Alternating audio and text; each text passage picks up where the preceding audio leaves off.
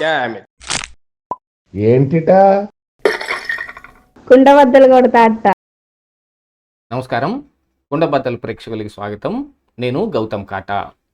ఈ వీడియోలో నేను మీతో చెప్పాలనుకునే అంశం వైఎస్ఆర్ కాంగ్రెస్ పార్టీ ప్రభావాన్ని బాగా పెంచటం కోసం జగన్మోహన్ రెడ్డి ఒక విచిత్రమైన డేంజరస్ గేమ్ ప్లాన్కి తెరదీశాడు. ఇప్పుడు జరుగుతున్న ఈ ప్రాపగాండా మొత్తం, గతంలో మరి ఆయన దగ్గర ఉన్న ప్రశాంత్ కిషోర్ లాంటి వాళ్ళు ఇచ్చిన సలహాలు, అవి పనిచేసిన విధానం, అంటే పింక్ డైమండ్ కావచ్చు, లేకపోతే సోషల్ ఇంజనీరింగ్ కావచ్చు, లేకపోతే ఏది పడితే అది ఒక ప్రాపగాండా తీసుకుని దాన్ని విశృంఖలంగా సోషల్ మీడియాలో ప్రచారం చేయటం కావచ్చు, దాంతోపాటుగా ఉన్నవి లేనివి అబద్ధాలు లేకపోతే మోసాలు వీటన్నిటినీ ఇది నిజమే అని నమ్మపలికే ప్రయత్నం చేయటం కావచ్చు, గతంలో బాగానే పారింది. 2019లో జగన్మోహన్ రెడ్డి అధికారంలోకి రావటానికి బాగా ఉపయోగపడ్డ వివేకానంద రెడ్డి హత్య కేసు కావచ్చు, పింక్ డైమండ్ అంశం కావచ్చు, లేకపోతే కోడికత్తి అంశం కావచ్చు, ఇలాంటి వాటన్నిటితోటి జగన్మోహన్ రెడ్డి అధికారంలోకి వచ్చాడు.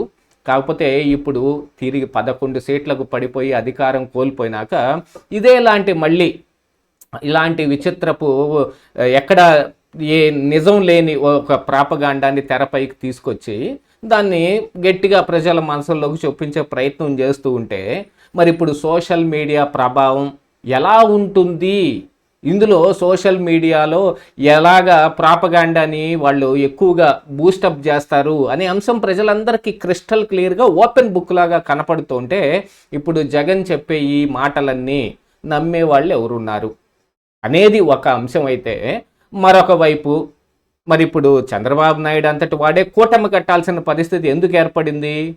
స్వయంగా చంద్రబాబు నాయుడికే తెలిసినప్పటికీ కూడా ఈ 2024 ఎన్నికల్లో తాను సొంతగా పోటీ చేసినా కూడా గెలుస్తానని తెలిసినా కూడా అవతల పవన్ కళ్యాణ్ని, యువతల బీజేపీని ఎందుకు కూటమి కట్టాడు అని అంటే, ఖచ్చితంగా మరి ఐడియల్గా వాళ్ళని వదిలిపెడితే జగన్మోహన్ రెడ్డి వాళ్ళతోటి చేరిపోయే అవకాశాలు ఉన్నాయి.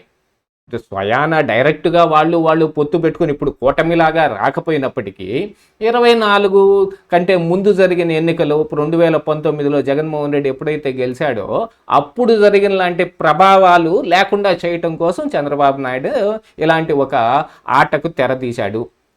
ప్రస్తుతం కూటమి అధికారంలో ఉంది అని అనుకుంటే, పైన మరి అదే కూటమి అధికారంలో ఉన్న బీజేపీ నేతృత్వంలో నడుస్తున్న వాళ్ళకి పూర్తి మెజారిటీ లేకపోవటం అనేది ఇక్కడ చంద్రబాబు నాయుడికి కలిసి వచ్చిన అంశం. ఆల్మోస్ట్ ఆల్ ఇలాంటి వాళ్ళకి పూర్తి మెజారిటీ వచ్చే అవకాశం లేదని చాలా రకాలుగా అప్పుడే బయటకు వచ్చింది. మరి అది చంద్రబాబు నాయుడు గారి దాకా చేరకుండా ఉంటుందా? ఉన్నా కూడా మన సహాయం వీళ్లకు ఉంటే, వాళ్ళు సహాయం మనకుంటే ఇప్పుడు రాష్ట్రంలో మనం ఏదో ఒక అభివృద్ధి చేయగలుగుతాం. అలాగనే జగన్మోహన్ రెడ్డి మళ్ళీ రాకుండా చేయటానికి ఎన్ని ప్రయత్నాలు ఉన్నాయో అన్నీ చేయగలుగుతాం. ఇప్పుడు లిక్కర్ స్కామ్ తెరపైకి రావటానికి గల ముఖ్య ఉద్దేశం కూడా జగన్మోహన్ రెడ్డి అరెస్టే. జగన్మోహన్ రెడ్డిని అరెస్టు చేస్తే ఆయన మీద ఏదో సింపతి బాగా పెరిగిపోతుంది, నెక్స్ట్ ఎలక్షన్లో దెబ్బ కొడుతుంది, చంద్రబాబు నాయుడిని అరెస్టు చేసినందుకే మళ్ళీ జగన్మోహన్ రెడ్డి ఓడిపోయాడు, తిరిగి చంద్రబాబు నాయుడు గెలిచాడు అని అనుకోవటం అనేది తప్పు. చంద్రబాబు నాయుడు అరెస్టు జరగకపోయినా కూడా జగన్మోహన్ రెడ్డి ఏం గెలిచేవాడు కాదు. ఇక్కడ రాజకీయ పరిస్థితులు అలాగున్నాయి.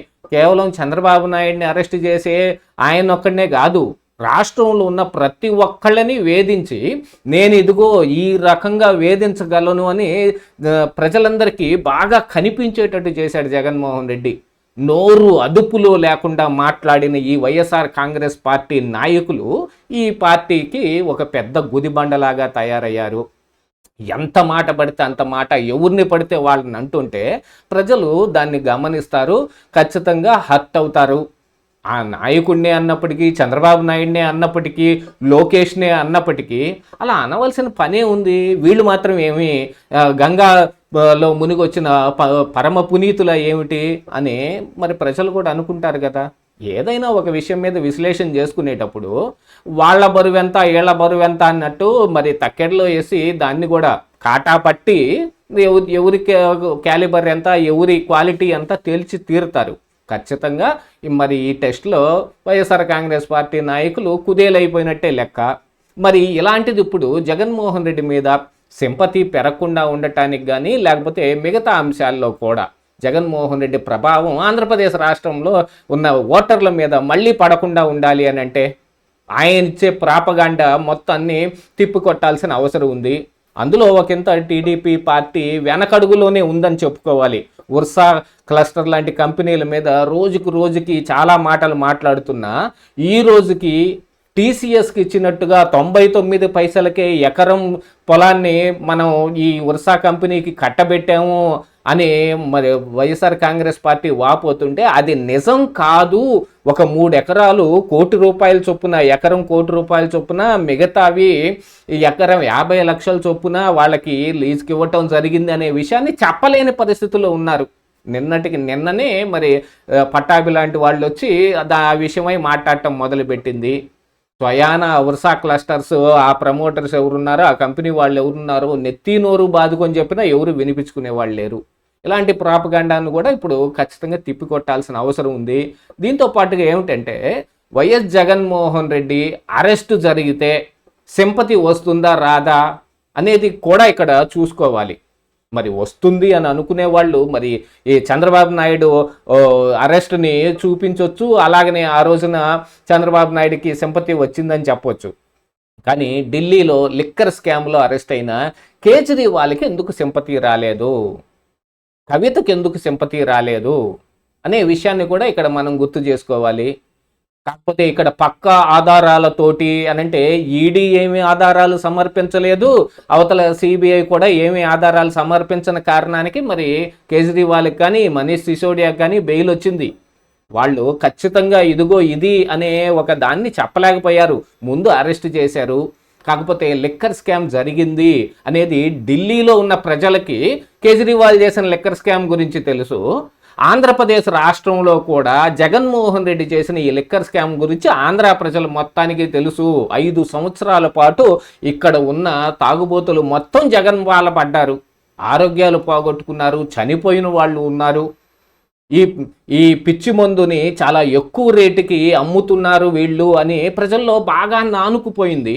అలాంటి దాంట్లో లిక్కర్ స్కామే జరగలేదు అని ఇప్పుడు జగన్మోహన్ రెడ్డి చెప్పినా కూడా నమ్మేవాళ్ళు ఎవరు లేరు. కాకపోతే ఇప్పుడు జగన్మోహన్ రెడ్డి మరొక రకమైన ఆటని, ఇది అసలు స్కామే లేని దాంట్లో నన్ను అరెస్ట్ చేసే విధంగా వీళ్ళు ప్రయత్నం చేస్తున్నారని చెప్పే ప్రయత్నం చేస్తున్నప్పటికీ వినిపించుకునే ప్రజలు లేరు.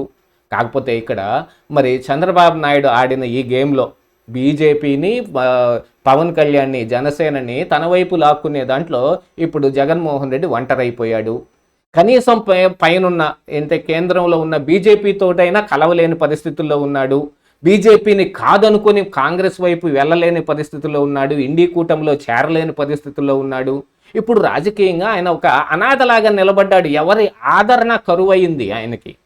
ఎక్కడి నుంచి చూసుకున్నా కానీ జగన్మోహన్ రెడ్డి ఆడుతున్న ఈ bad propaganda, social media psycho వారు కానీ లేకపోతే అబద్ధపు ప్రచారాలు కానీ, ఎవరి అండా లేకుండా తానొక్కడనే స్వయంగా ఎదగలుగుతాను అని అనుకోవటం కానీ, ఇవన్నీ జగన్మోహన్ రెడ్డికి ఇప్పుడు పెద్ద గుదిబండలాగా కూర్చున్నాయి. జగన్ ఈ ప్లాన్ కనుక మార్చుకోకపోతే ఈ పార్టీ ఈ సంవత్సరమే క్లోజ్ అయిపోవటం ఖాయం. ఇదే ఈరోజు కుండబద్దలు.